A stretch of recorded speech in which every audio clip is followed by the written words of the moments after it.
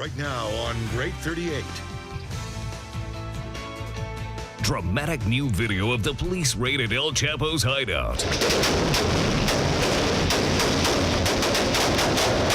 Now, new reports reveal the Mexican drug lord was captured because he reached out to celebrities to produce a movie about his life. And actor Sean Penn is caught in the middle after traveling to Mexico for a secret interview. One of music's most unique and iconic singers lost his battle with cancer.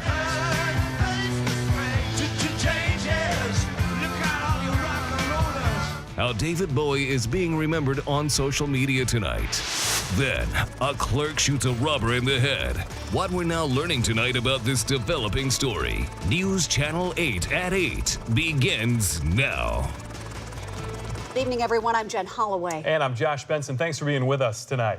Well, he's considered one of the world's most powerful drug lords with 2 prison breaks under his belt. The El Chapo story sounds like a screenplay. And now it looks like that's exactly what he wanted, a biopic, a project he'd been planning for a while. Even though he was a wanted man, he agreed to a secret interview with one of Hollywood's biggest stars, Sean Penn.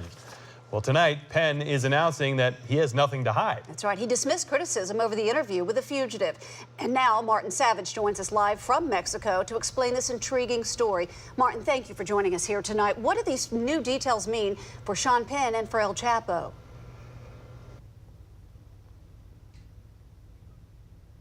Hey, Jen. Hey, Josh. Well, you know, a lot of this is pretty fascinating because it all comes down to not only the investigative work by Mexican authorities, but now this interview by Sean Penn. First of all, that shocked many people that he even had the interview, but now Mexican authorities are actually saying that there was a link between their investigation and how essentially they were able to use that interview that Sean Penn did to enable them to track down where this wanted man was. The incredible thing about this whole saga is that there's a Mexican actress that's involved as well. And then on top of that, you've got the American actor Sean Penn, who's playing the role of a journalist. And then there's El Chapo, the most wanted man. And in October, all 3 essentially came together in this clandestine interview situation. Part of it was to talk about maybe a movie on El Chapo. The other part was the article for Rolling Stone. Mexican authorities say whatever it was key to tracking down El Chapo. But remember, October to January is a large gap of time, and that's when that raid, the daring raid, went down last week. So Mexican authorities have to be credited that they followed their leads and conducted that incredible raid. There were 6 people that were taken into custody, 5 that were killed. It was room-to-room fighting. That's helmet camera video you're looking at by one of the commanders, and it's about as close as being there as is possible without actually smelling the gunpowder. Back to you.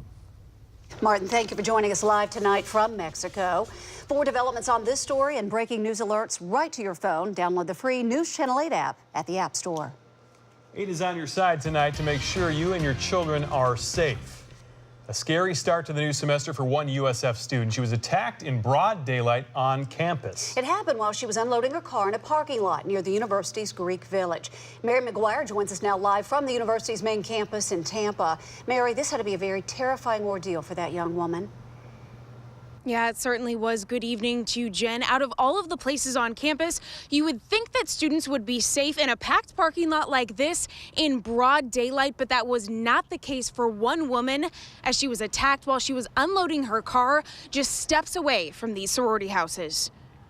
The first day of the spring semester began with new safety concerns for thousands of USF students after one of their own was attacked. People can just walk on campus, do this and leave, and we never find out who it is. On Saturday afternoon, a female student was moving back into her room on the school's main campus in Tampa when a man approached her in this parking lot, asking where he could buy an umbrella. She began giving directions to the USF bookstore on campus. When he approached her, got closer, grabbed her, stated something to her, and then kissed her on the cheek. Scared out of her mind, the woman tried to escape, but the man grabbed her by the waist again. After finally letting go of the girl, the suspect fled south towards the USF Greek Village pool. Officers conducted a thorough search of the area, but were unable to find him. What blows my mind is that the police is literally right across Greek Village. USF's campus is centrally located between two high-traffic roads, presenting unique challenges for law enforcement. On a typical day, we're going to have about 60,000 people, students, faculty, staff, vendors, construction, visitors. They're all here on campus, and it's quite crowded, and therefore it's quite easy to blend in. Walking home from class this afternoon, student Carrie Ballas has much more than homework to think about tonight. There's lots of people around in Tampa, a lot of scary people in Tampa, so they could just walk onto campus and, hurt somebody. Now, USF police tell me that they have identified a person of interest in this case, but they have not taken him into custody yet. The woman that was attacked was not physically hurt, but she has been offered counseling services through the school. Jen? All right, Mary, so when this guy is caught, what kind of charges is he facing? He will face misdemeanor battery charges, and also important to note, police do not believe that this man is a student at USF. All right, Mary, thank you. It's definitely a good reminder right now to be aware of your surroundings as students and everyone heads back to school this week. He did what he had to do. Those are the words we're hearing tonight about a store clerk who shot an attempted robber in the head. Tampa police swarmed the Hope Food Mart and gas station on North 22nd Street. They tell us a man tried to rob the clerk with a knife. Witnesses saw him try to go around the counter, and that's when the clerk pulled out the gun and shot him. Now, we spoke to the clerk's brother who rushed to the store after he heard what happened. The guy, according to his story, came around the counter and he have a knife. He's trying to stab my brother, and my brother tried to defend himself. So he did what he had to do. Well, so far we haven't heard an update on the robber's condition, but that shooting remains under investigation. Right now, we're working to find out if an intruder will face charges after he was shot by a homeowner in Pinellas County. Investigators tell us 29-year-old Jacob Desimone refused to leave, then attacked the homeowner who found him in a backyard barn. That homeowner, 69-year-old Wayne Nundy, served as a Marine during Vietnam and is proud of it. He was in the Marines, so I know, he's going to protect himself. Desimone is expected to survive.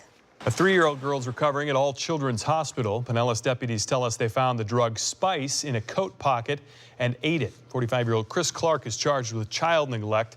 Doctors warn spice is extremely dangerous, especially for kids. A guide dog attacked by pit bulls, and now his owner is demanding something be done. Richard Draper is legally blind, so he needs his dog, Andy, to get around. They were walking along Southern Parkway when 3 pit bulls attacked.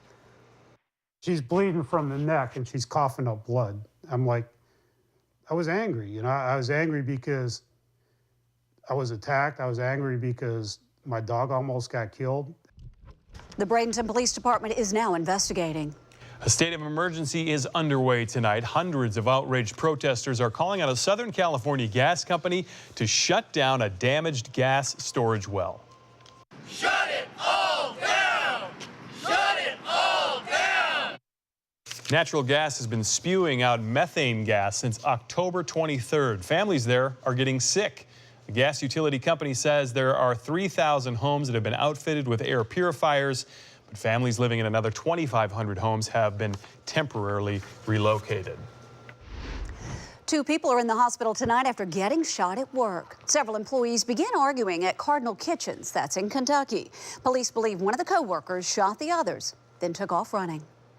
Mothers Against Drunk Driving wants the Affluenza case to be transferred out of adult court. Ethan Couch was recently arrested in Mexico. He was on probation for killing 4 people in 2013 in a DUI. But he was 16 years old at the time. His lawyers successfully argued he was too spoiled to understand right from wrong. Now, MAD says transferring him to adult court gives the criminal justice system a chance to hold him accountable.